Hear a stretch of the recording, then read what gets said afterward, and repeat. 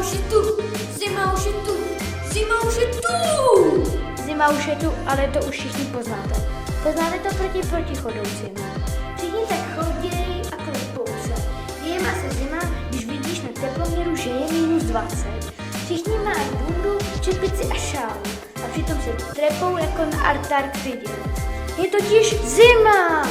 Z nebe padá sníh a je -20. Už to nakazilo každou berušku. Už ani malinkýho broučka na travice nevidíš, protože jsou všichni zmrzlí.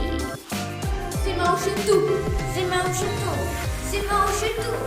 Z nebe všude sněží. Snaží se dojet v pohodě do práce, aby si mohl být brzy domů. Ale jsou zamrzlý silnice.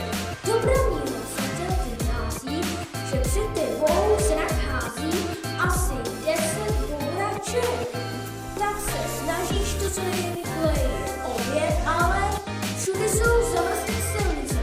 Všude samý bouračky, vždycky jsou tady furt nějaký bouračky. Žádná opička, prostě nic. Jo, zima už je tu, zima už je tu, zima už je tu, zima už je tu.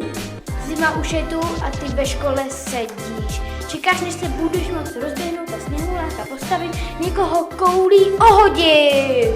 No ale to je škoda, protože matiku máš. Jenom tak posloucháš ty brepty. 2+2 to už umím. Nechte mě ve sněhu hrát.